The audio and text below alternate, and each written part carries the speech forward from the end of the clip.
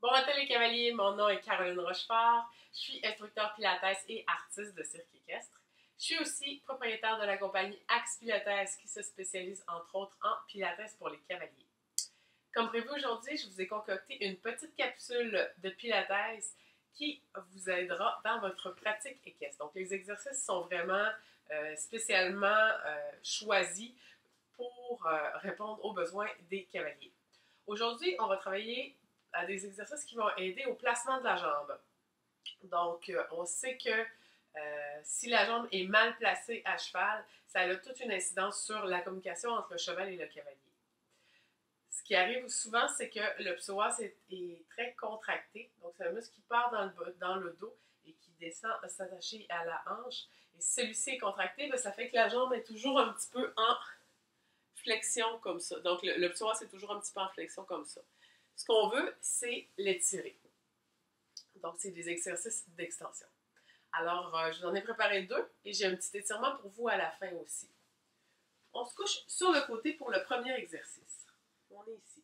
On a la tête sur la main et on pense à bien garder les hanches une au-dessus de l'autre. Donc, on n'est pas comme ça. On n'est pas comme ça non plus. Les hanches sont bien une au-dessus de l'autre. Les fesses sont légèrement engagées et on soulève la taille ici. Ce qu'on va faire, on va soulever la jambe du haut en pensant à toujours la garder à la même hauteur tout au long de l'exercice. Donc, je la soulève ici, puis c'est comme s'il y avait une petite table qui venait se placer en dessous et elle ne descendra pas de hauteur.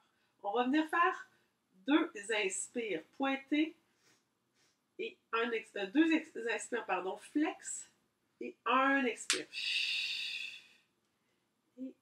Et on ne bouge pas le reste du corps, donc ça reste bien immobile. Deux inspires, pied flex et un expire, on pousse la fesse derrière. Et encore. Deux inspires et un expire.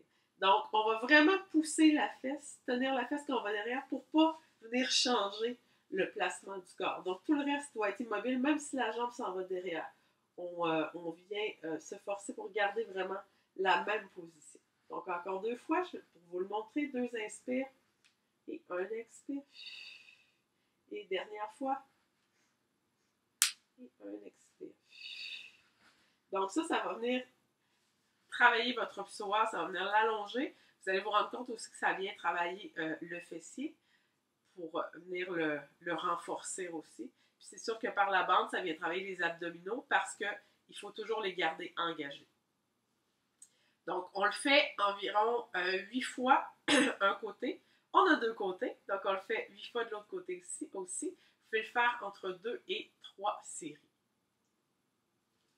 Le deuxième exercice que je vais vous montrer, c'est ici sur le ventre. Donc, quand on est sur le ventre, peu importe les exercices, on pense à toujours venir soulever le nombril, descendre les épaules et on garde toujours le nombril soulevé du plancher. Comme s'il y avait un petit feu ou une petite glace qui était sous votre nombril et vous ne voulez pas que ça touche, bien évidemment. On va avoir la tête sur les mains.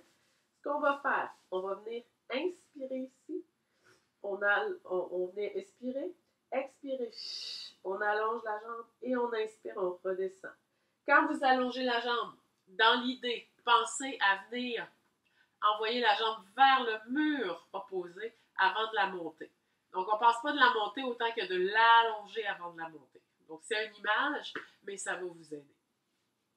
Donc, on inspire ici, on expire. Et inspirez, on redescend. Et on expire. Vous poussez bien votre bassin dans le plancher, mais on soulève le nombril.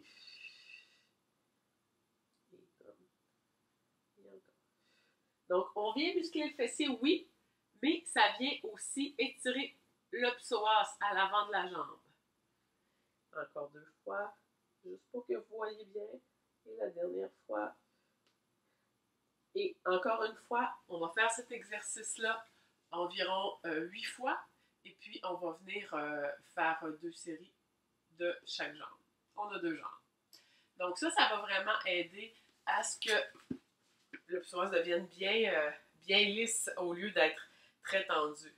Ce qui peut vous créer des inconforts dans le dos aussi, parce que ça va venir creuser votre dos. Et ce qui aussi fait que votre jambe peut être un peu plus devant. Donc, on la veut bien à sa place pour maximiser la communication avec le cheval.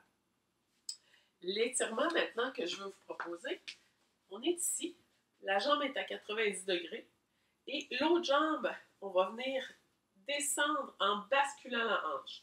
Donc, on bascule les fesses. Donc, vous allez avoir, je vais me reculer un petit peu pour que vous voyez bien.